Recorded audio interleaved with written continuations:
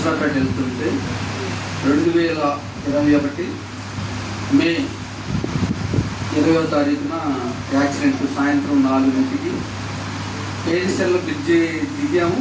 ఇంకంతే ఎంతవరకే తెలుసుకున్నాడు. అయితే హాస్పిటల్లో ఉన్నాను, ఆయన ఉండాలి కానీ ఎంతో ఇబ్బంది పెట్టానంట. మా మిస్సెస్ లేకపోయినప్పుడు ఎంతో ఇట్లా చేశానా అనిపిస్తుంది, నాకే ఆశ్చర్యం వేస్తూ ఉంటుంది.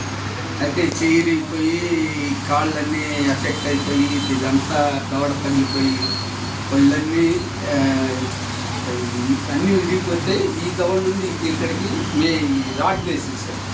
సో లాంటిది ఇంతలాంటి సో చుట్టారు. ఆ సోతో ఇంత గ్యాప్ ఉంటే గ్యాప్లోనే జ్యూస్ ఇచ్చేది. 45 రోజులు జ్యూస్ తాగి గంటకి జ్యూస్ తాగి దాని మీదే ఉంటాను. అయితే అట్లా ఉన్నాను. నేను నన్ను కూర్చోబెట్టేవాడు, నాకు లైట్గా వస్తుంది. ముందు ఎడున్నా నిందా ఇంటి వాళ్ళెవరు అని ఇట్లా పూర్తిగా రాట్ల అసలుకి. అయినా కూడా దేవుడు మరి నా పట్ల ఆయన ప్రణాళిక ఏమైందో కానీ నాకు తెలియదు. కానీ ఆయన మరి అంత వ్యాధులు అంత బాధల్లో కూడా దేవుడు నాకు మంచి ఆరోగ్యం ఇచ్చేసి ఇప్పుడు అన్నీ ఇప్పుడు చేతులు కూడా ఇట్లానే ఉండేవి. ఆ జోసెఫ్ పాస్టర్ దగ్గరికి వెళ్ళినాను, ఇట్లాగే ఉండేది. అట్లాగే బైక్ కూడా నేను ఊరికి మా అబ్బాయి గారు తీసుకొని బైక్ ఇక్కడ నుండి అలాగే వెళ్ళొస్తున్నాయా అంటే వెళ్ళొచ్చి తోలుతానా లేదా అని ఒక ఆలోచన కలిగేసి తోలుతా అక్కడికి వెళ్ళి అక్కడికి వచ్చాక అమ్మ నాకు వచ్చింది పర్వాలేదు అని ఒక సంతోషం వచ్చింది. అలాగే జోసెఫ్ పాస్టర్ గారి కారు ఇచ్చినప్పుడు కారు తోలుతా వెళ్తే నీకు రాళ్ళే కారు అన్నాడు. సరే పోనీలు అని చెప్పేసి అన్నాను.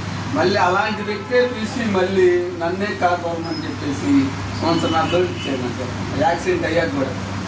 అయితే దేవుడు మరి నాకు ఎన్నో సమస్యలు వచ్చినప్పటికీ ఎన్నో ఇబ్బందులు వచ్చినప్పటికీ అన్నిటి నుండి నన్ను బయటికి తీసుకొచ్చేసి ఇప్పుడు శ్రేష్టమైన ఆరోగ్యం ఇచ్చాడు, మంచి ఆరోగ్యం ఇచ్చాడు. పర్లా దేవుడికి చూస్తాం. కాబట్టి మా గురించి కూడా ఎక్కువగా ప్రార్థన చేయండి. నా పేరు బాబు.